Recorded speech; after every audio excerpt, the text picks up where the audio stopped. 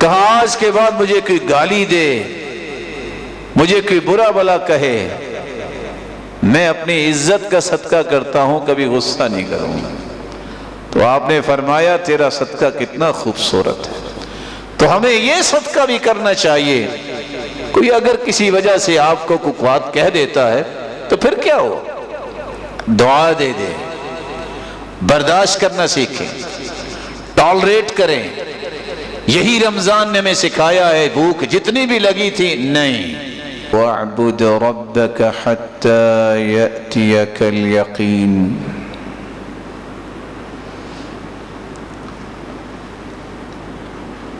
اللہ ذوالجلال کا بے پناہ احسان ہے،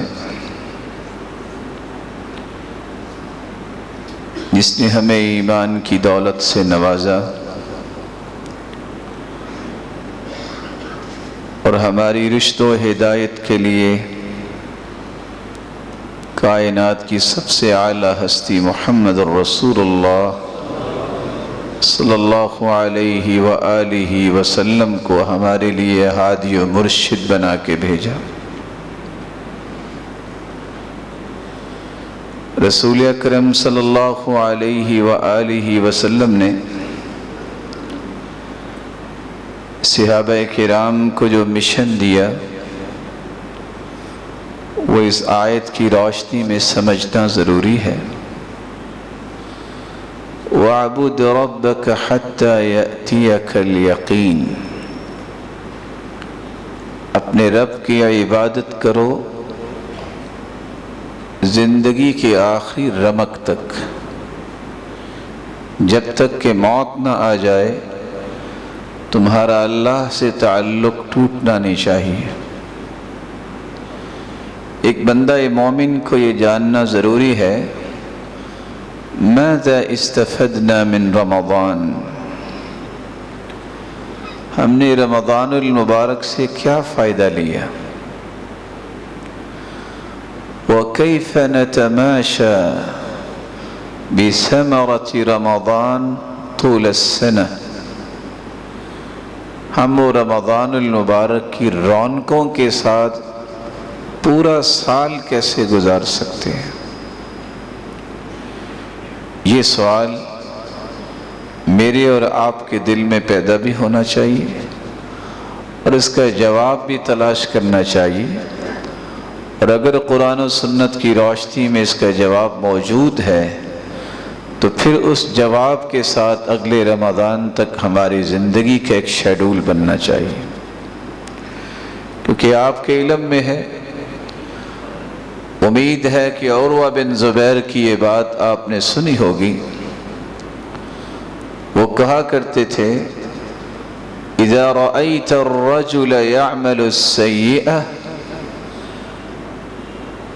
جب تم دیکھو کہ کوئی شخص گناہ کر رہا ہے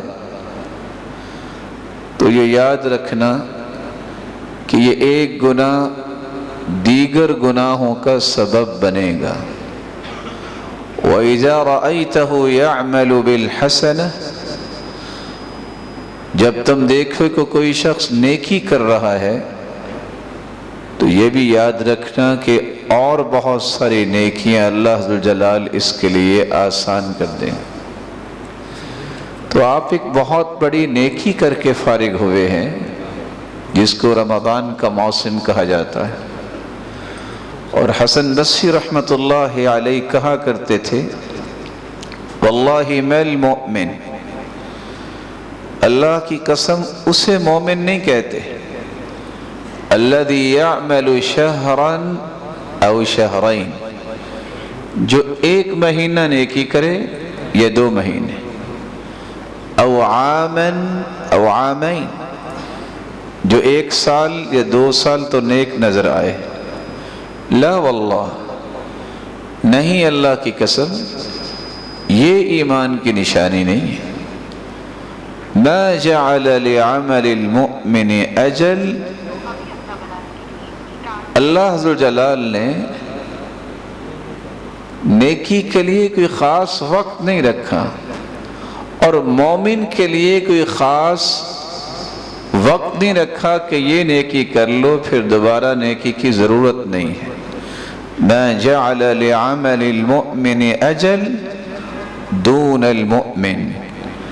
تو مومن ہر وقت ہی اپنے ایمان کو بڑھاتا نظر آتا ہے. بلکہ بشر الحافی کہا کرتے تھے ان قوما یتعبدون ویجتہدون. بہت سارے لوگ عبادت بھی کرتے ہیں، بڑی کوشش بھی کرتے ہیں فی رمضان المبارک میں.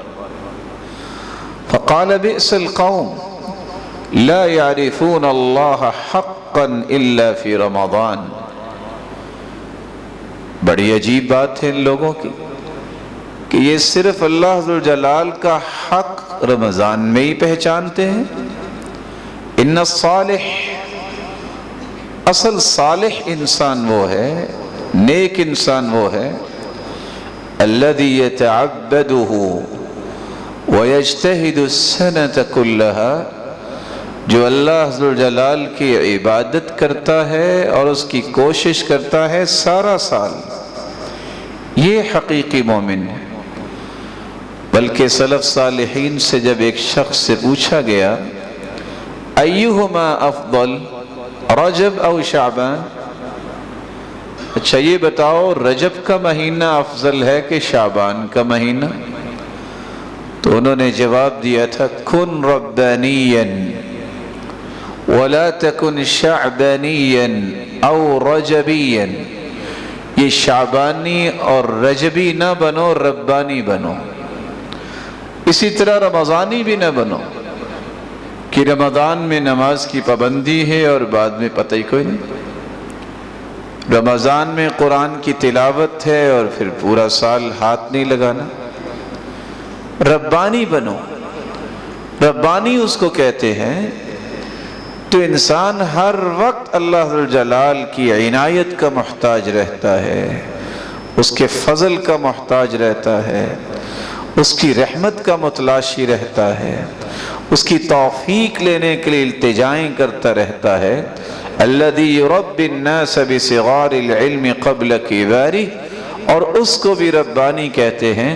تو بہت بڑے مسئلوں کی بجائے انسانیت کی میکنگ اس انداز سے کرتا ہے کہ چھوٹے چھوٹے مسائل سے ان کے اندر جو اسلامی اقدار پیدا کرنے کی قد و کاوش کرتا ہے، اس کو بھی ربانی کہتے ہیں.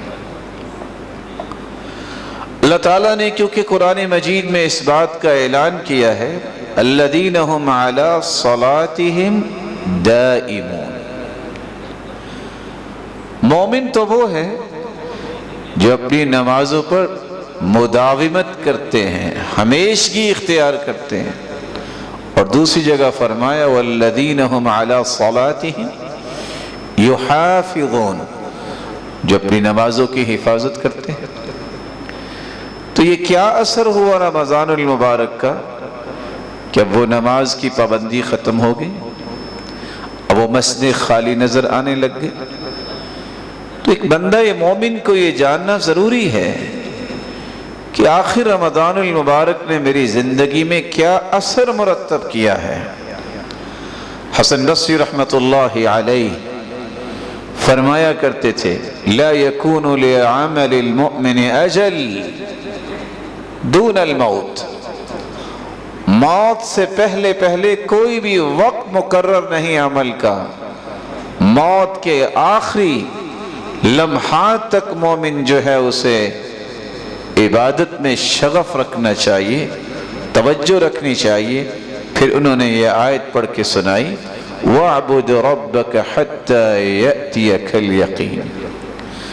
اور صحیح مسلم کی روایت ہے رسول اکرم صلی اللہ علیہ وآلہ وسلم کی زوجہ مطہرہ ام المؤمنین عائشہ رضی اللہ تعالی عنہ بیان کرتی ہیں کان آل محمد صلی اللہ علیہ وسلم اذا عملوا عملا اثبتوه. آپ صلی اللہ علیہ وسلم کے گھر والوں کی زندگی کا یہ طریقہ تھا کہ آپ جو بھی عمل کرتے اس پہ پھر ہمیشگی اختیار کرتے. بلکہ صحیح مسلم کی روایت اور صحیح الجامع کی روایت کے الفاظ یہ بھی ہیں احب الاعمال الی اللہ أدومها وإن قل. سب سے محبوب ترین عمل اللہ ذوالجلال کے ہاں وہ ہے جس پر ہمیشگی اختیار کی جائے، خواہ وہ تھوڑا ہی کیوں نہ ہو۔ رسول اکرم صلی اللہ علیہ وآلہ وسلم نے یہ بھی فرمایا، سنن ابن ماجہ کی روایت ہے، فَإِنَّ خَيْرَ الْعَمَلِ أَدْوَمُهُ وَإِن قَلَّ. تمہارے بہترین اعمال میں سے جو سب سے بہترین عمل ہے وہ یہ ہے کہ آپ جس عمل کو اختیار کرتے ہیں اس پہ ہمیشگی اختیار کیجیے، خواہ وہ تھوڑا ہی کیوں نہ ہو۔ اللہ ذوالجلال نے قرآن مجید کے اندر عیسیٰ علیہ السلام کی بات کو حکایتاً بیان کیا ہے، اور وہ کیا کہتے ہیں؟ وَأَوْصَانِي بِالصَّلَاةِ وَالزَّكَاةِ مَا دُمْتُ حَيًّا. میرے رب نے مجھے اس بات کی وصیت کی ہے کہ میں جب تک زندہ ہوں نہ میں نماز میں کمی کروں گا اور نہ ہی میں زکوٰۃ میں کمی کروں گا۔ سیدنا عبداللہ ابن عباس رضی اللہ تعالی عنہ روایت کرتے ہیں، صحیح مسلم کی روایت ہے، وَكَانَ نَبِيُّ اللَّهِ صلی اللہ علیہ وسلم اذا صلى صلاة احب ان يداوم علیها. آپ جب بھی نماز پڑھتے، جس بھی نفلی نماز کو اختیار کرتے، تو آپ کو پسند یہ تھا کہ پھر ہمیشہ اس کو قائم رکھنا۔ وَكَانَ إِذَا غَلَبَهُ نَوْمٌ أَوْ وَجْعٌ عَنْ قِيَامِ اللَّيْلِ صَلَّى مِنَ النَّهَارِ 12 رَكْعَةً. پورا رمضان ایک مسلمان قیام کرتا ہے، اور بلا شبہ آپ سب بھائیوں نے بھی، ان روشن چہروں نے بھی تراویح تو پڑھی ہوگی۔ اس خوبصورت عمل کو باقی رکھیے، جس ضمن میں میں 3 گزارشیں کرنا چاہوں گا۔ سب سے پہلے تو آپ یہ عادت بنائیے کہ اگر صحیح بخاری کی یہ روایت ہے کہ آپ صلی اللہ علیہ وآلہ وسلم كان لا يزيد في رمضان ولا في غيره على 11 ركعة، کہ اللہ کے رسول 11 رکعتیں پڑھتے تھے، اور 13 کی بھی روایت ہے، تو اس عمل کو سارا سال جاری رکھنے کی اللہ سے توفیق مانگیے اور اپنے آپ کو مضبوط بنائیے۔ آپ صلی اللہ علیہ وآلہ وسلم کا دوسرا عمل جو دوسری گزارش کے طور پہ میں پیش کرنا چاہوں گا، انسان ہے، بیمار ہو جائے، نیند کا غلبہ ہو جائے، تھکاوٹ کی وجہ سے نہیں پڑھ سکے، تو سیدنا عبداللہ ابن عباس رضی اللہ تعالیٰ عنہ صحیح مسلم کی روایت جو آپ نے سنی ہے بیان کر رہے ہیں کہ آپ صلی اللہ علیہ وسلم کیا کرتے؟ صبح اٹھتے، سورج نکلنے کے بعد سے لے کر ظہر سے پہلے اگر آپ جو کچھ رات تہجد میں قرآن پڑھتے ہیں، من نام عن حزبه او شیء من ذلك، تو اگر سورج نکلنے کے بعد ظہر سے پہلے پڑھ لے تو اللہ ذوالجلال ان رکعتوں کو بھی بطور تہجد لکھواتے ہیں۔ تو پھر 12 رکعتوں کی بجائے 11 رکعتوں کی بجائے 12 رکعتیں پڑھ لیں۔ اور میں ادنا سی گزارش اس لیے کروں گا ان نوجوانوں سے، نہ جانے ان کی تھکاوٹیں کیوں ہو جاتی ہیں، اور تاجر برادری سے جو بڑے ہی معزز اور پہلی صفوں میں بیٹھنے والے ہیں، اللہ ان کو اور عزت اور اقبال سے نوازے۔ ان کو یہ یاد رہنا چاہیے کہ فجر کی نماز میں جب سیدنا عمر رضی اللہ تعالی عنہ نماز پڑھا رہے تھے، جب ان پہ حملہ کیا گیا وہ تو خنجر لگنے سے گر گئے، لیکن بالکل پیچھے جو کھڑے ہونے والی ہستی تھی وہ عالمی منڈی میں صف اول کے تاجر عبد الرحمن بن عوف تھے۔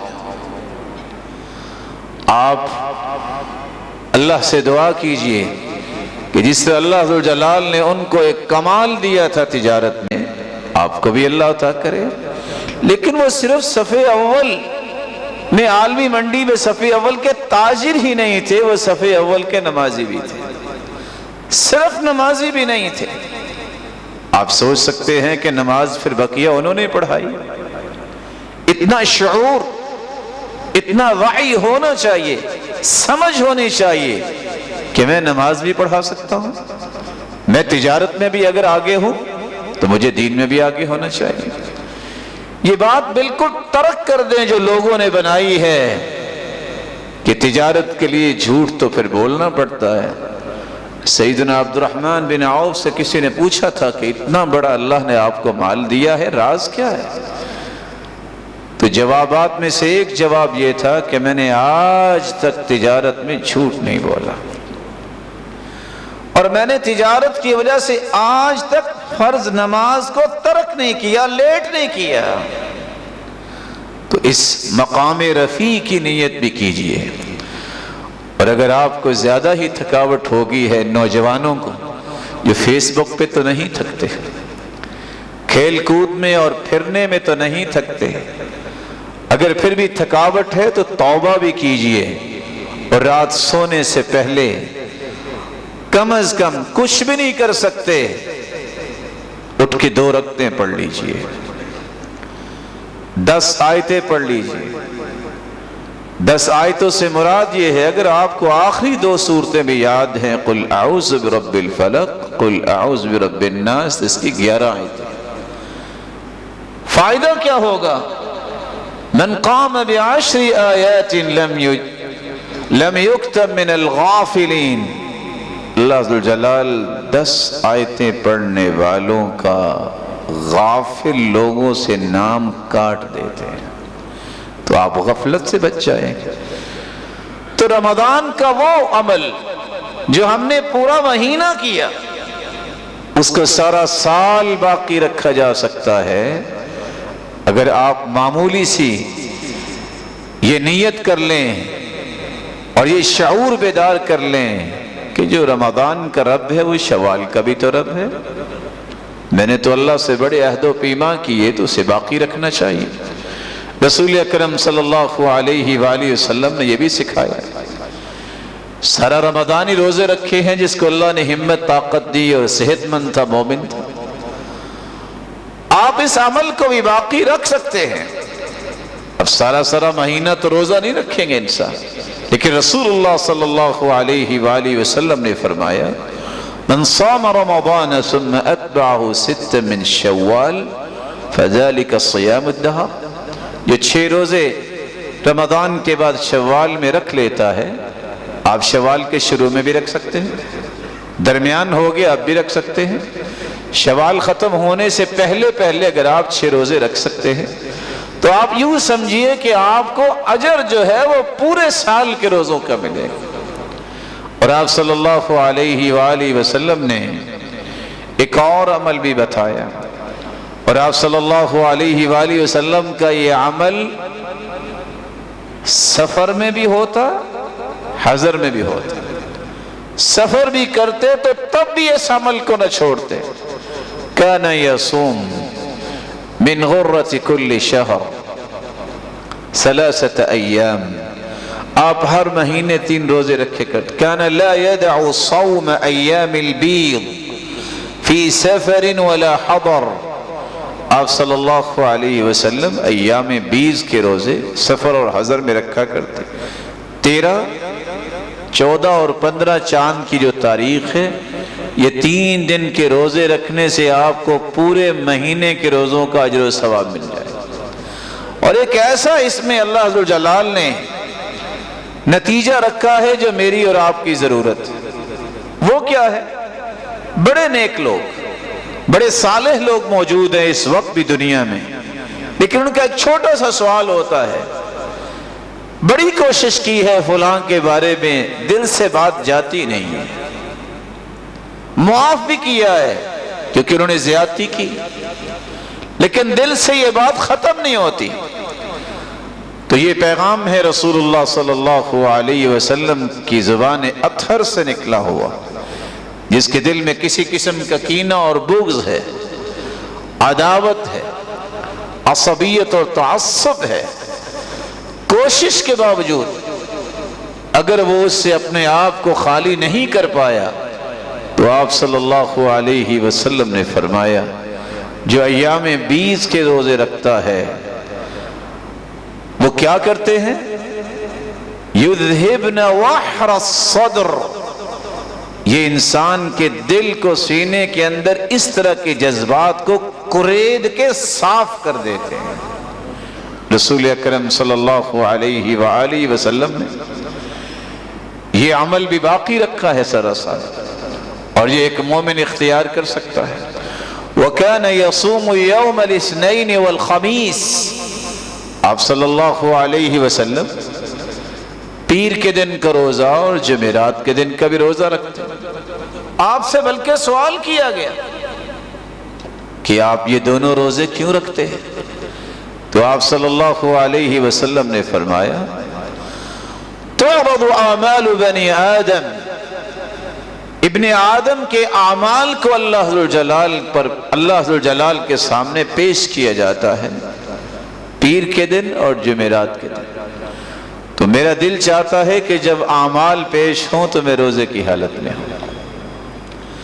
اور آپ صلی اللہ علیہ وسلم نے یہ بھی فرمایا کہ ان دو دنوں میں اعمال پیش کیے جاتے ہیں فَيَغْفِرُ لِكُلِّ مُؤْمِنٍ، اللہ ذو الجلال ہر مومن کو معاف کر دیتے ہیں سوائے مشرک کے اور سوائے اس شخص کے كَانَ بَيْنَهُ وَبَيْنَ أَخِيهِ شَحْنًا، جس مومن کے دل میں کسی دوسرے مومن کے بارے میں کوئی عناد اور بغض اور کینہ اور دشمنی اور عداوت ہے، اللہ ذو الجلال ان کے اعمال کو قبول کرنا تو دور کی بات ہے، اللہ ذو الجلال فرماتے انظروا هذین، ان دونوں کے نام اعمال پیچھے کر دو حتی یصطلحا او یفئا، جب تک یہ صلح نہیں کر لیتے، جب تک یہ اپنی محبت میں واپس نہیں آ جاتے، ان کے اعمال میرے سامنے پیش نہ کرو۔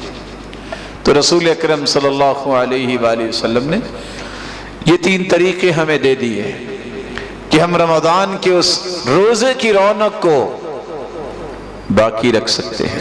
ایام 20 کے روزے رکھیں، سوموار اور جمعرات کا روزہ رکھیں، اور شاید کہ آپ کے علم میں ہو کتنی لذیذ چیزیں آپ کے سامنے پڑی ہوتی تھیں اور آپ ہاتھ نہیں اٹھاتے تھے جب تک اذان نہ ہو جائے۔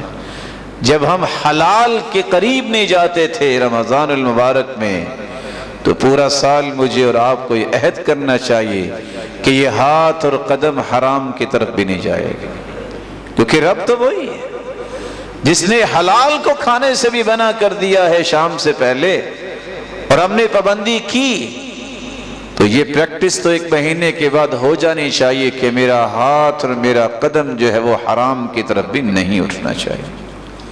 آپ نے تیسرا کام رمضان میں کیا ہے، قرآن مجید کی تلاوت کی۔ آپ ایک مطلب پھر یاد کیجئے، رسول اکرم صلی اللہ علیہ وآلہ وسلم کے صحابی کا یہ قول، من سرہ ان یحب اللہ ورسولہ، جس بندے کو یہ پسند ہے کہ وہ اللہ اور اس کے رسول سے محبت کرے، فلیقرأ فی المصحف، اسے چاہیے کہ قرآن کھول کے پڑھے۔ نو ڈاؤٹ کہ زبانی پڑھنا بھی اجر و ثواب کا باعث، لیکن قرآن کو کھول کے پڑھے۔ عمر رضی اللہ تعالی عنہ کی عظمت کو کون نہیں جانتا؟ اس کا راز کیا تھا کہ سیدنا عمر جب صبح کی نماز پڑھایا کرتے، ذکر و اذکار سے فارغ ہوتے، جب گھر آتے تو سب سے پہلا کام یہ کرتے، کان عمر اذا دخل البیت نشر المصحف قرأ فیہ، گھر میں داخل ہوتے سب سے پہلے قرآن کھول کے بیٹھ جاتے۔ میں آپ کی خدمت میں بھی گزارش کروں گا، اس بات کو سمجھیے، یہ میرے اور آپ کے لیے دستور حیات ہے۔ اس کی ایک ایک آیت دنیا جہان کے دساتیر سے بڑھ کر، اور دنیا جہان کے دستوروں کے جتنے آرٹیکلز ہیں ان سے زیادہ قیمتی ہے۔ اس لیے ہر نئے دن کا آغاز قرآن مجید کی تلاوت سے کیا کریں. اور شاید کہ یہی ہم نے سیکھا کہ جب بھی ہم رمضان میں اٹھتے تو ہماری خواہش کیا ہوتی؟ قرآن پڑھ لیں، دعا کر لیں، نوافل پڑھ لیں. تو رمضان المبارک اور شوال اور ذوالقعدہ کا رب ایک ہی ہے. اپنے معمول کو جاری رکھیے. رسول اکرم صلی اللہ علیہ وآلہ وسلم نے اس لیے ایک نصاب مقرر کیا ہے، اقرأوا فی 40، کم از کم 40 دن میں قرآن ختم ہو جانا چاہیے. زیادہ ہمت ہے اقرأوا فی 30، مہینے میں ختم کر لیں. اقرأوا فی 20، 20 دن میں ختم کر لیں. اقرأوا فی 10، اقرأوا فی 7، 7 دن میں ختم کر لیں. ہمت ہے. ان استطعت، اگر آپ کے اندر طاقت ہے، صحیح الجامع کی روایت ہے 3 دن میں ختم کر لیں. تو یہ معمول بھی انسان کو جاری رکھنا چاہیے. رسول اکرم صلی اللہ علیہ وآلہ وسلم نے ایک چوتھا طریقہ رمضان میں دیا تھا اور آپ نے بھی اختیار کیا، صدقہ کرنا. صدقہ صرف مال کا تھوڑا ہوتا ہے. آپ کسی کو مسکرا کر بھی ملیں گے تو صدقہ ہے. آپ کسی کی مدد کے لیے دوڑ کے جائیں گے تو یہ بھی تو صدقہ ہے. کوئی بھی آپ کے پاس نہیں ہے، استغفر اللہ، الحمدللہ، لا الہ الا اللہ، اللہ اکبر کہنا، یہ بھی صدقہ ہے. آپ دیکھتے ہیں کہ معاشرے کے اندر دو انسان آپس میں ان کی محبت نہیں ہے، ان کی سلو کروا دیں عدل کے ساتھ، یہ بھی تو صدقہ ہے. کسی کو قرض دے دینا، یہ بھی صدقہ ہے. کسی کو انسان اچھی بات بتا دیتا ہے، یہ بھی صدقہ ہے. مجھے یہ سن کر اور مجھے یہ پڑھ کر بڑی خوشی ہوئی کہ جس ادارے میں آپ بیٹھے ہیں اللہ ذو الجلال ان کو بہت برکتوں سے نوازے. 11 اپریل سے تاجروں کے لیے ایک پروجیکٹ لے کے آئے ہیں کہ روزانہ کی 2 گھنٹے کی کلاس اور دین کو سمجھیے. میں دل کی اتھا گہرائیوں سے دعا کرتا ہوں کہ اللہ ذو الجلال ان کے لیے بہت برکتوں کا سامان بنائے. اور وہ میرے بھائی جو اس مشن پہ لگے ہوئے ہیں اور جو بزنس میں ہیں، اللہ ان کے بزنس میں بھی اضافہ فرمائے اور ان کو ہر شریر کی شرارت سے بچائے اور حاسدوں کے حسد سے بچائے. وہ وقت نکالیں اور علم حاصل کریں. تو کسی کو نیکی کی بات بتانا یہ بھی صدقہ ہے. رسول اکرم صلی اللہ علیہ وآلہ وسلم نے اس لیے خوشخبری سنائی تھی کہ ایک صحابی نے کہا اللہ کے رسول پیسہ تو نہیں ہے کہ میں صدقہ کروں، لیکن ایک چیز صدقہ کرنا چاہتا ہوں. پوچھا وہ کون سی؟ کہا آج کے بعد مجھے کوئی گالی دے، مجھے کوئی برا بلا کہے، میں اپنی عزت کا صدقہ کرتا ہوں، کبھی غصہ نہیں کروں گا. تو آپ نے فرمایا تیرا صدقہ کتنا خوبصورت ہے. تو ہمیں یہ صدقہ بھی کرنا چاہیے. کوئی اگر کسی وجہ سے آپ کو کوئی بات کہہ دیتا ہے تو پھر کیا ہو، دعا دے دے، برداشت کرنا سیکھیں، ٹالریٹ کریں. یہی رمضان نے ہمیں سکھایا ہے. بھوک جتنی بھی لگی تھی نہیں، شام تک صبر کرنا. کتنا بھی دھوپ میں کھڑے ہیں نہیں، روزہ نہیں چھوڑنا. کوئی بھی کیفیت ہے برداشت کرنا. اور یہ اللہ نے قانون دیا ہے وَجَعَلْنَاهُمْ أَئِمَّةً يَهْدُونَ بِأَمْنِنَا لَمَّا صَبَرُوا وَكَانُوا بِآيَاتِنَا يُوقِنُونَ. لیڈرشپ اللہ ذو الجلال عطا ہی اسے کرتے ہیں جس کے اندر 2 صلاحیتیں ہوتی ہیں، برداشت کرنا اور اسے یقین ہوتا ہے کہ میرا رب مجھے ضائع نہیں کرے گا. ان اللہ لا یضیع اجر من احسن عملا. وہم کی دنیا سے نکلیے، پتہ نہیں کیا ہوگا. نماز بھی پڑھتا ہوں، روزہ بھی رکھے، دعا بھی کرتا ہوں، ذکر و اذکار بھی کرتا ہوں، کام نہیں بن رہا. سمجھ لو کہ ایک چیز کی کمی ہے، یقین. یعنی اپنی سوچ پہ آپ کو یقین ہے اور اللہ ذو الجلال کے فیصلوں قرآن پہ یقین نہیں ہے. یہ کیسے ہو گیا کہ چوہدری کے پاس ڈیرے میں چلے جائیں تو وہاں یہ ہوتا ہے آج کام ہو جائے گا. تو یہ سب کا خالق و مالک ہے، اس پر یقین کرنے سے کام نہیں ہوگا. اب کہہ سکتے ہیں کہ میں اور آپ یقین میں جب کمزور ہوتے ہیں تو محروم ہوتے ہیں. اسی حدیث کے الفاظ ہے ادعوا اللہ وانتم موقنون بالاجابہ، دعا کرو لیکن یقین کر کے کہ میرا رب میری دعا کو رد نہیں کرے گا۔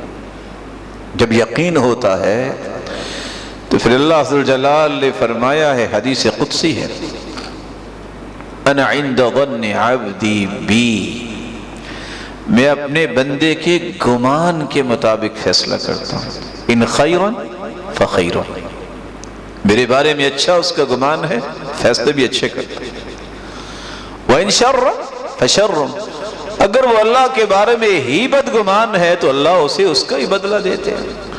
تو کبھی بھی اللہ ذوالجلال کے بارے میں سوء ظن کا شکار نہ ہو۔ الظانین باللہ ظن السوء، یہ منافقوں کا طریقہ ہے کہ اللہ ذوالجلال کے بارے میں بدگمان ہو جانا، وہم کے حوالے اپنے آپ کو کر دینا، پتہ نہیں کیا ہوگا۔ سنا تو ہے، مولانا صاحب کہہ تو رہے تھے لیکن کوئی بات نہیں بن رہی۔ حدیث میں آتا ہے اللہ ذوالجلال اپنے بندے کی دعا کو قبول کرتے ہیں، ما لم یستعجل، جب تک وہ جلد بازی نہیں کرتا۔ جلد بازی کیا ہے؟ دعا کرتا ہے، دعا کرتا ہے، پھر دعا کرتا ہے، کہتا ہے قبول نہیں ہوئی، دعا ہی چھوڑ دیتا۔ اس بندہ مومن کو یقین آنا چاہیے کہ اللہ ذوالجلال کے پیغمبر نے یہ فرمایا ہے کہ کسی کی دعا کو اللہ رد نہیں کرتے۔ تین چیزوں میں ایک چیز فوراً عطا ہوتی، اما یعجل لہ دعوتہ، یا تو اللہ اس کی آثار فوراً دکھا دیں، وَإِمَّا يُصْرِفَ عَنْهُ مِنَ السُّوءِ مِثْلِهَا، یا کوئی بلا آنے والی ہوتی ہے اس کو تو پتہ ہی نہیں ہے، دعا کی وجہ سے اللہ اسے ٹال دیتے ہیں، وَإِمَّا يَدَّخِرَهَا لَهُ فِي الْآخِرَةِ، یا اللہ اس کے لیے ذخیرہ کر لیتے ہیں جو آخرت میں مل جائے۔ بلکہ حدیث کے الفاظ ہیں لا یغنی حذر من قدر، جتنی بھی احتیاط کر لیں آپ تقدیر کو نہیں بدل سکتے۔ موت کا وقت طے ہے، آپ جتنی بھی احتیاط کر لیں آپ کی موت لیٹ نہیں ہوگی۔ کیا ہوگا؟ احتیاط کرنے سے چونکہ سنت ہے، عمل کیا آپ نے، آپ دیگر نقصانات سے بچ جائیں گے، سکون سے اپنی زندگی گزارے گی، موت تو وقت پہ آئے گی۔ آپ جتنی بھی بے احتیاطی کر لیں موت پہلے نہیں آئے، موت وقت پہ آئے گی۔ ہوگا کیا؟ آپ نے سنت کے زاویے کو چھوڑا، دسیوں مصیبتوں کو اپنے ساتھ لگا لو گے اور سسکیاں لیتے ہوئے موت تک پہنچو گے۔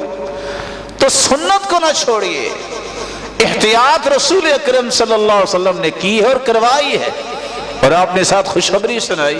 بندہ جب دعا کرتا ہے اور آسمان سے مصیبت نازل ہو رہی ہوتی ہے، فَيَعْتَلِجَانِ، زمین و آسمان کے درمیان انسان کی دعا اور مصیبت گتھم گتھا ہوتی ہے، قیامت تک یہ دعا اس وبال اور مصیبت کو زمین پہ آنے ہی نہیں دیتی۔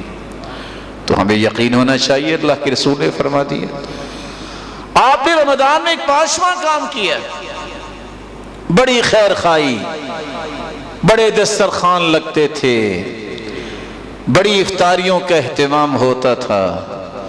یہ اللہ کے رسول کا طریقہ صرف رمضان میں نہیں تھا، بلکہ صحابی کہتے ہیں اِنَّا وَاللَّهِ قَدْ صَحِبَنَا رَسُولَ اللَّهِ فِي السَّفَرِ وَالْحَضَرِ، اللہ کی قسم ہم اللہ کے رسول کے ساتھ سفر میں بھی گئے، حضر میں بھی۔ وَكَانَ يَعُودُ مَرْضَانَا وَيَتَّبِعُ جَنَائِزَنَا وَيَغْزُو مَعَنَا وَيُوَاسِينَا بِالْقَلِيلِ وَالْكَثِيرِ، سفر میں بھی ہوتے، ہمارا ایسے ہی خیال کرتے اللہ کے رسول۔ ہم تو کرتے ہی کرتے تھے، اللہ کے رسول ہمارا خیال کرتے۔ معمولی سی معمولی چیز اور بڑی سے بڑی چیز جو ہماری ضرورت ہوتی، اللہ ذوالجلال کے پیغمبر دینے میں کس قدر خوشی محسوس کرتے۔ اپنے سامان کو باقی رکھیے، تبھی تو اپنے نیبر میں دیکھا کرے کہ کسی گھر میں کوئی کچھ ہے کہ نہیں، تبھی تو ان صحابہ اور تابعین اور تبع تابعین کی زندگی کو دیکھیں، گھر سے نکلتے بغیر دیکھے جیب میں ڈالتے ہاتھ، جو درم و دینار آتے چپکے سے دوسری کی جیب میں ڈال دیتے۔ کبھی تو یہ ہونا چاہیے، یہ صرف رمضان میں تو نہیں ہونا چاہیے، آپ نے رمضان میں اعتکاف کی ہے۔ رسول اکرم صلی اللہ علیہ وآلہ وسلم کے صحابی بیان کرتے ہیں کہ آپ صلی اللہ علیہ وسلم نے فرمایا تھا وَلَأَنْ أَمْشِي مَعَ أَخِي وَأَقْضِيَ لَهُ حَاجَتَهُ أَحَبُّ إِلَيَّ مِنْ أَنْ أَعْتَكِفَ شَهْرًا فِي هَذَا الْمَسْجِدِ۔ میں اگر مسجد نبوی میں 1 مہینہ اعتکاف کروں، اعتکاف بھی 1 مہینے کا ہے، بھی مسجد نبوی میں کرنے والے ہیں اللہ کے رسول، بلہ دنیا جہان کے اعتکاف کا ثواب اتنا ہو سکتا ہے؟ فرمایا اس سے اچھا عمل یہ ہے، مجھے پیارا لگتا ہے میں کسی مسلمان بھائی کے ساتھ جاؤں، اس کی جائز ضرورت کو پورا کروں۔ آپ اعتکاف کا ثواب لے سکتے ہیں۔ آپ نے شب قدر تلاش کرنے میں، لیلۃ القدر تلاش کرنے میں بڑی محنت کی ہوگی۔ رسول اکرم صلی اللہ علیہ وآلہ وسلم نے فرمایا کہ جو شخص رباط کرتا ہے، سلسلہ صحیحہ کی روایت ہے، سیدنا ابو ہریرہ ساحل کی طرف گئے، سب واپس آگے، وہ کھڑے ہیں۔ پوچھا آپ کیسے کھڑے ہیں؟ کہا اللہ کے رسول نے فرمایا تھا موقف ساعہ فی سبیل اللہ خیر من قیام لیلۃ القدر عند الحجر الاسود۔ 1 گھڑی اللہ کی راہ میں پہرا دینا حجر اسود کے سامنے ساری رات لیلۃ القدر میں قیام کرنے سے بہتر ہے۔ آپ کے لیے ایک اچھا عمل بھی اللہ کے رسول نے بیان کیا ہے۔ صحابی بیان کرتے ہیں عبداللہ ابن مسعود من صلی 4 بعد العشاء لا يفصل بینہن بتسلیم، جو عشاء کے بعد 4 رکعتیں پڑھ لیتا ہے، عدل بمثلہن من لیلۃ القدر، اسے اجر و ثواب ان 4 رکعتوں کے برابر ہی ملے گا جو اس نے لیلۃ القدر میں پڑھی ہے۔ مصنف ابن ابی شیبہ کی روایت ہے، والیوم 2 172 پیج ہے۔ آپ عشاء کے بعد 2 رکعتیں پڑھتے ہیں، اس کی بجائے 4 رکعتیں پڑھ لیں، لیکن درمیان میں آپ نہ بیٹھے۔ رسول اکرم صلی اللہ علیہ وسلم نے فرمایا 2 کر کے نہیں، 4 اکٹھی پڑھنی ہے، تو آپ کو لیلۃ القدر کے برابر ثواب مل سکتا ہے۔ اور اللہ ذوالجلال کا رحمت کا جو ڈایا ہے، گرام ہے، آپ سمجھ نہیں سکتے کہ اللہ کی رحمت کتنی بڑی ہے۔ آپ نے توبہ کی ہے، تو ایک بات بیان کر کے میں اپنی بات کو ختم کرنا چاہوں گا۔ رسول اکرم صلی اللہ علیہ وآلہ وسلم نے جو توبہ کے بارے میں چیزیں بتائی ہیں، ایک مرتبہ پھر سوچ لیجئے، جب آپ نے توبہ کی تو یہ چیزیں موجود تھیں؟ اگر نہیں تھیں، اس کے آثار آپ کے سامنے۔ نیکی کے بعد نیکی کرنا یہ توبہ کی قبولیت کی نشانی ہے۔ نیکی کرنے کے بعد دوبارہ واپس چلے جانا، اس کا مطلب یہ ہے کہ آپ نے فوکس نہیں کیا۔ عبادت اس وقت، توبہ اس وقت قبول ہوتی ہے جب انسان خلوص نیت سے کرتا ہے۔ آپ اگر ناراض نہ ہوئیں تو سوچئے اپنے پچھلے 8 دنوں میں 10 دنوں میں کہ میری اور آپ کی نماز کی پابندی وہی ہے، کیا اخلاقیات وہی ہیں؟ میں نے وعدہ کیا تھا کہ اللہ کی نافرمانی نہیں کروں گا۔ کتنے میرے پیارے بھائی آج بھی اپنے اس دعوے کے اندر کتنے کو سچے ہیں کہ میں اللہ کی حضور سے بڑی سچی محبت کرتا ہوں، اور چہرے پہ ابھی بھی رونق نہیں آئی؟ سوچئے، اخلاص سے کی ہوئی توبہ جو ہے وہ قبول ہوتی ہے، اس کے اثرات مرتب ہوتے ہیں۔ پھر جس گناہ سے آپ توبہ کر رہے ہیں، اس گناہ کو چھوڑنا جو ہے یہ توبہ کی قبولیت کی شرط ہے۔ فضیل ابن عیاض کہا کرتے تھے استغفار بلا اقلاع من الذنب توبۃ الکذاب، جو بندہ توبہ بھی کرتا ہے گناہ نہیں چھوڑتا، یہ جھوٹے لوگوں کی توبہ ہے۔ اس لیے وہ کہا کرتے تھے استغفارنا یحتاج الی استغفار، اس لیے ہمارا استغفار بھی کسی استغفار کا محتاج ہے۔ اور تیسری شرط یہ ہے کہ الندم توبہ، جب تک انسان شرمندہ نہیں ہوتا اپنی برائی اور اپنی کمی کوتاہی پر، تو توبہ کا تو کوئی معنی نہیں۔ ڈٹائی پہ قائم ہے تو یہ توبہ نہیں ہے۔ عزم مصمم کرتے ہیں کہ آئندہ نہیں کروں گا، پھر ہو رہا ہے تو پھر توبہ کیسی ہوگی؟ رسول اکرم صلی اللہ علیہ وآلہ وسلم کا فرمان یہ بتاتا ہے کہ انسان کو بری ہم نشینی چھوڑنی پڑے گی، برے معاشرے کو اور تعلق کو توڑنا پڑے گا، تبھی تو توبہ قبول ہوگی۔ اسی حدیث کے الفاظ ہیں کہ جس نے 99 قتل کیے پھر 100 قتل کیے، اس کی توبہ کی قبولیت کا طریقہ کیا نکالا گیا کہ جاؤ فلاں جگہ چلے جاؤ اور تم نے واپس پلٹ کے نہیں آنا، رستے میں ہی فوت ہو گیا۔ فرشتوں کا آپس میں مکالمہ، یہ جنتی ہے کہ جہنمی ہے۔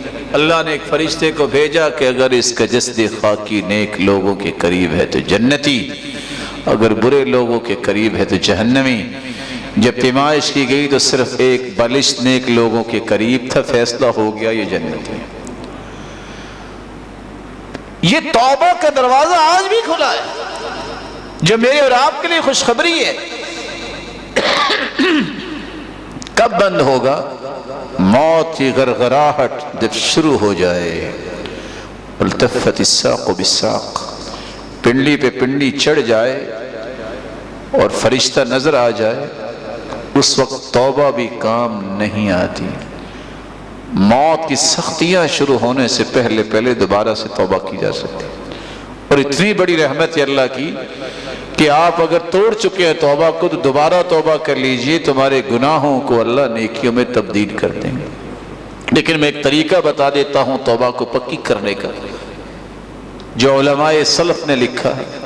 پہلا کام یہ کرے کہ کبھی زندگی میں کسی گناہ کو چھوٹا نہ سمجھے، کیونکہ حدیث کے الفاظ ہیں ایاک و محقرات الذنوب، کسی گناہ کو چھوٹا نہ سمجھیے، کیونکہ چھوٹے چھوٹے گناہ جمع ہو کے انسان کو ہلاک کر دیتے ہیں۔ بلکہ بلال ابن سعد کہا کرتے تھے لا تنظر الى صغر الخطیئہ، کسی گناہ کو چھوٹا نہ کہیں، ولیکن انظر الى عظمت من عصیت، یہ دیکھو جس کی نافرمانی کر رہے وہ کتنا بڑا ہے۔ دوسرا کام، مجاہرت سے باز آ جائیں۔ مجاہرت کیا ہے؟ انسان نے غلطی کوتاہی ہوئی، کچھ لوگ گناہ کر کے فخر کرتے ہیں کہ میں نے رات کو یہ کیا، اللہ نے اس پہ پردہ ڈالا تھا، لیکن اس کی اس جرت نے اللہ کے رسول کا فرمان کو سمجھیے، کل امتی معافی الا المجاہرین، میری ساری امت کو اللہ معاف فرمائیں گے، لیکن اس طرح جہار کرنے والے کو اللہ معاف نہیں کرتے۔ اور تیسرا کام، کبھی بھی آپ نعمتوں سے دھوکے میں نہ پڑیے۔ بعض لوگ کہتے ہیں اگر یہ اللہ کے ہاں نہ اچھا ہوتا تو اتنی نعمتیں اس کے پاس ہوتی نہیں، یہ نعمتوں کے دھوکے میں نہیں پڑنا چاہیے۔ رسول اکرم صلی اللہ علیہ وسلم نے فرمایا اذا رأيت الله يؤتي العبد من الدنيا ما يحب وهو مقيم على معاصيه، جب تم دیکھو کہ ایک بندے کے پاس بڑی نعمتیں ہیں اور پھر بھی وہ گنہگار ہے، متاثر نہ ہوا کرے۔ فإنما ذلك منه استدراج، یہ تو اللہ کی طرف سے ڈھیل ہے۔ پھر آپ نے یہ آیت پڑھی فلما نسوا ما ذکروا به فتحنا عليهم ابواب كل شيء، جب اللہ ذوالجلال نے نصیحت کی اور لوگوں کو یاد نہ رہی، اللہ نے ان کے لیے دروازے کھول دیے۔ جب وہ سمجھ گیا کہ ہم بڑی چیز ہیں تو پھر کیا ہوا؟ اخذناہم بغتہ، اچانک ہم نے ایسی پکڑ کی، فاذا هم مبلسون فقطع دابر القوم الذین ظلموا، اللہ ذوالجلال نے پھر انہیں عبرت بنا دیا۔ نعمتوں سے دھوکہ نہ کھائیے۔ اور چوتھا کام یہ ہے، اگر بھول ہو جائے فوراً توبہ کر لیں۔ انسان بھول جاتا ہے، اپنی توبہ کو مؤخر نہ کیا کریں۔ اللہ ذوالجلال ہمیں توبہ کی توفیق عطا فرمائے۔ اگر انسان کی توبہ جو رمضان میں کی ہے وہ کام نہیں آ رہی تو آج بھی عید کا ہی دن ہے، کیونکہ جمعے کو اللہ کے رسول نے فرمایا بھی خوشی کا اور عید کا دن ہے۔ ان ھذا اليوم جعلہ اللہ عیدا للمسلمین، اور خوشخبری ہے آپ کے لیے کہ عصر کی نماز سے لے کر مغرب کی نماز تک یہ گھڑی ایسی ہے کہ جو بھی دعا کرے اللہ اس سے رد نہیں کرتے۔ اللہ ذوالجلال سے دعا ہے کہ رمضان المبارک کی رونقیں اور اس کے ثمرات کے ساتھ ہمیں یہ سارا سال گزارنے کی توفیق عطا فرمائے۔ وآخر دعوانا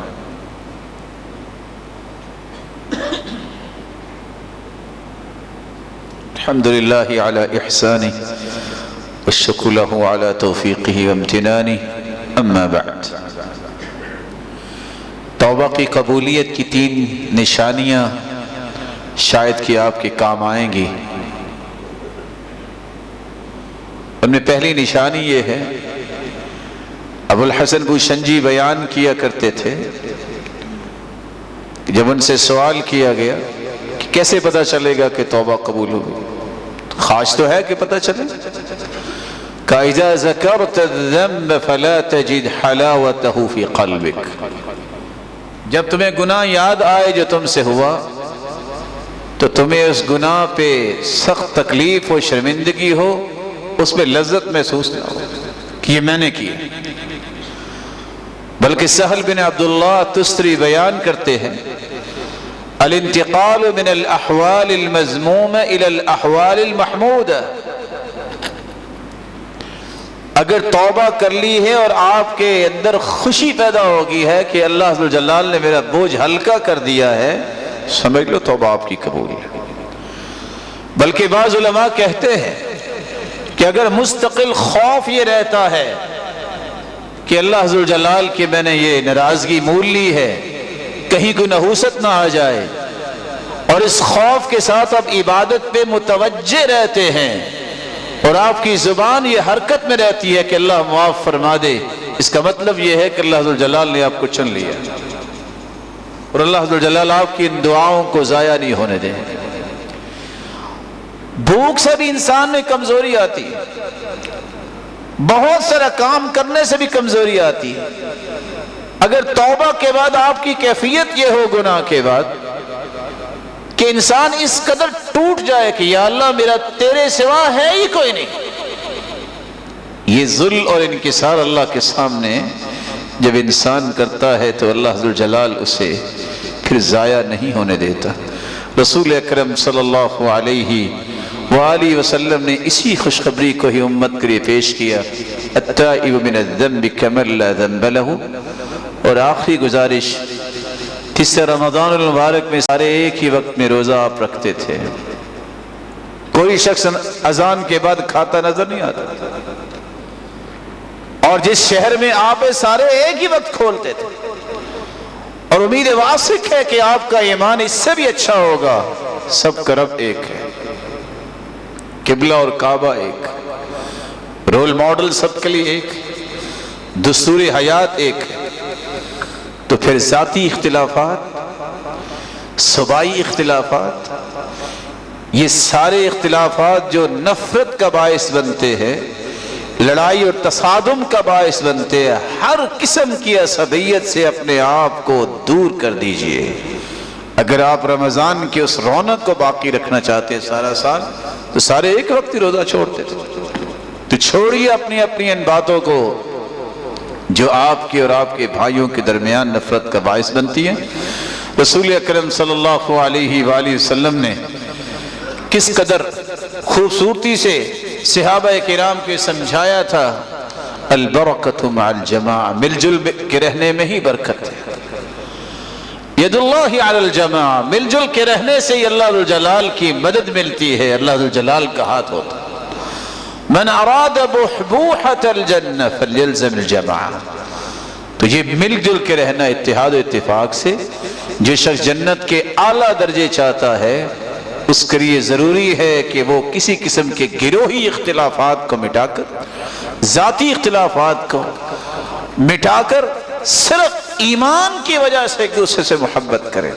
اور مومنوں کی مثال یہ ہے، مثل المؤمنین فی توادہم وتعاطفہم وتراحمہم کمثل الجسد الواحد اذا اشتکى منہ عضو تداعى له سائر الجسد بالسہر والحمى۔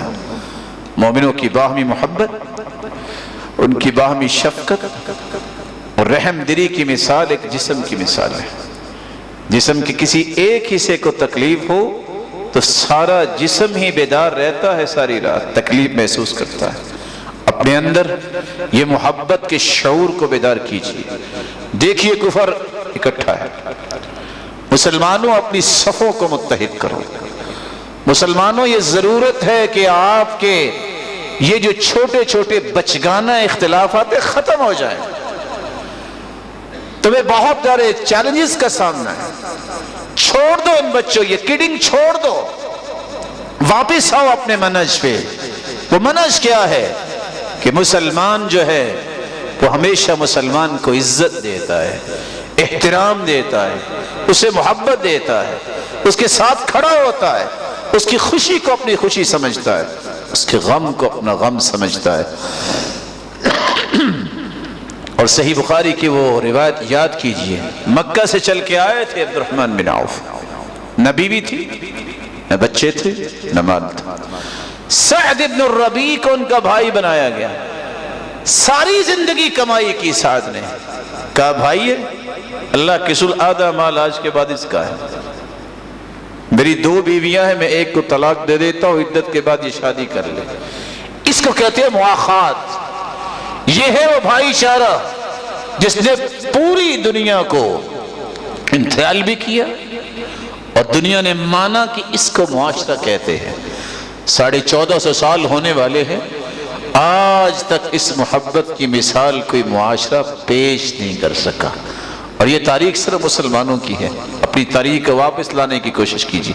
اللہ مجھے اور آپ کو ان ساری باتوں پہ توجہ کرنے اور پھر اس کو اپنی زندگی کے زاویے بنانے کی توفیق عطا فرمائے.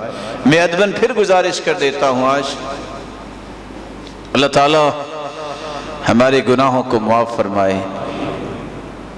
یہ جو صورتحال ہے کہ ہم خطبے کے آخر میں آتے ہیں، کبھی تو میرا جی چاہتا ہے میں ان سے اجازت لوں کہ یہ بیٹھ جائیں، کچھ زیادہ تھکے ہیں تو 2-4 ساتھی لے کے ان کو دبائی دیں، بہت تھکاوٹ ہو گئی.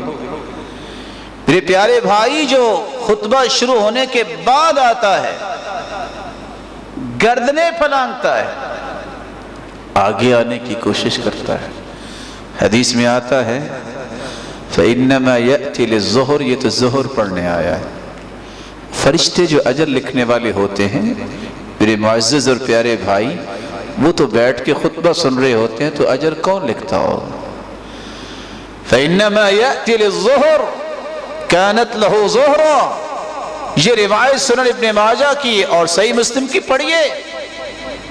مَنْ تَرَكَ 3 جُمَعٍ مُتَهَاوِنًا تَبَعَ اللَّهُ عَلَى قَلْبِهِ، جو 3 جمعے اس طرح سستی کرتا ہوا چھوڑ دیتا ہے، اللہ ذوالجلال اس کے دل پر مہر لگا دیتے ہیں. اور دوسری روایت میں ہے غافل بنا دیتے ہیں، اور یہ نفاق کی نشانی ہے. تو میری دعا ہے کہ جتنے روشن چہرے ہیں اللہ ان کو اس قدر خوبصورت مومن بنا کہ ان کو دیکھ کے لوگ اپنے ایمان درست کریں. ان کی اولاد و نسلوں کو بھی ان کا دست و بازو بنا، آنکھوں کی ٹھنڈک بنا اور صدقہ جاریہ بنا. اور الہ العالمین جس طرح اس اپنے گھر میں جمع کیا ہے، ان سب کو ان کے والدین ان کی اولادوں کے ساتھ جنت الفردوس میں جمع فرما اور اپنے محبوب کی رفاقت نصیب فرما اور اپنے دیدار کا مستحق بنا. وآخر دعوانا الحمدللہ. اللہ اکبر.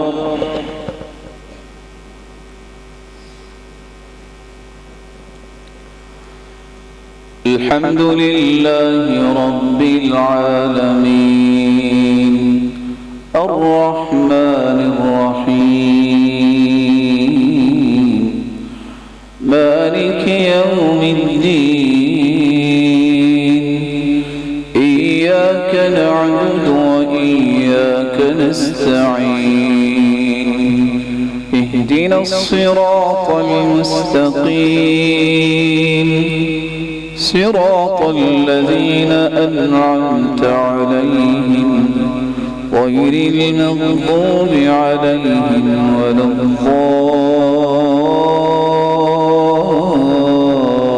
الضالين آمين. قد أفلح من تزكى وذكر اسم ربه فصلى بل تؤثرون الحياة الدنيا والآخرة خير وأبقى.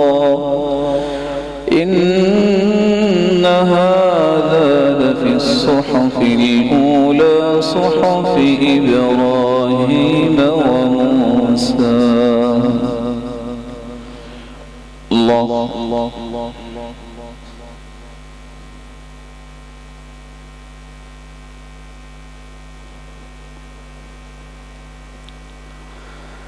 سمع الله لمن حمده.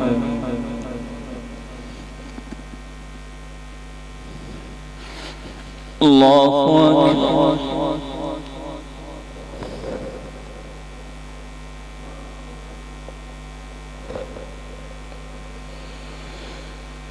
الله أكبر.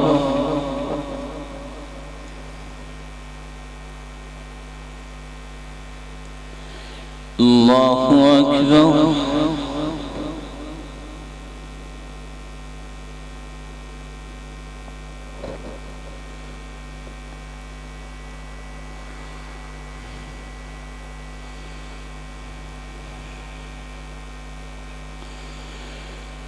الله أكبر.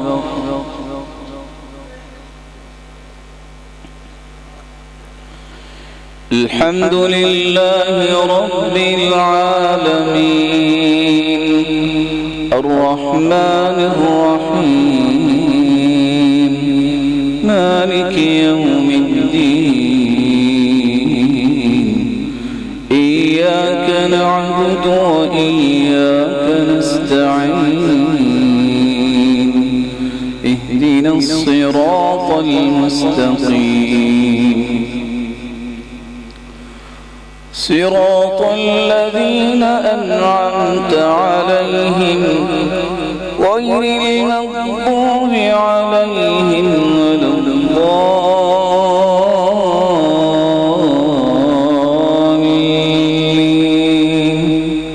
آمين.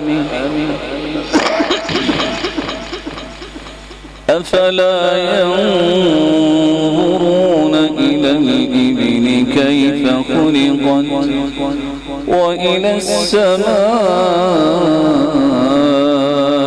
كيف رفعت وإلى الجبال كيف نصبت وإلى الأرض كيف سطحت فذكر إنما أنت مذكر لست عليهم بمسيطر إلا من تولى وكفر فيعذبه الله العذاب الأكبر إن إلينا إيابهم ثم إن علينا حسابهم. الله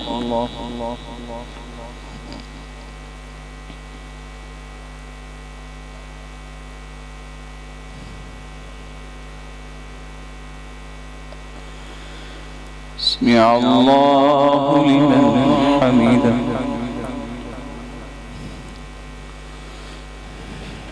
الله أكبر.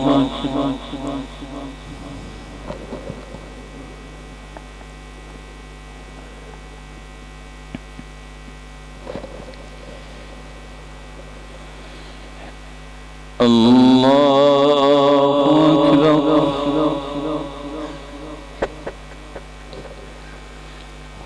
الله أكبر.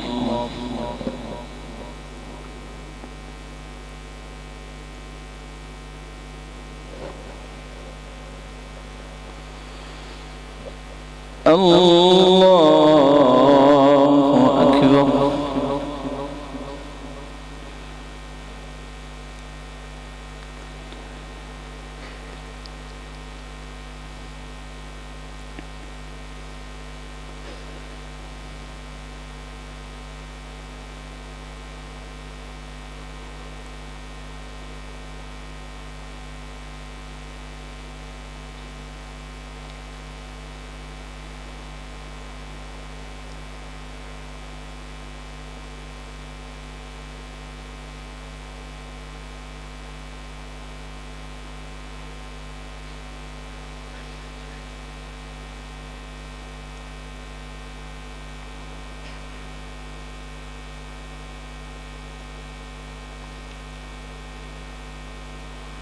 السلام عليكم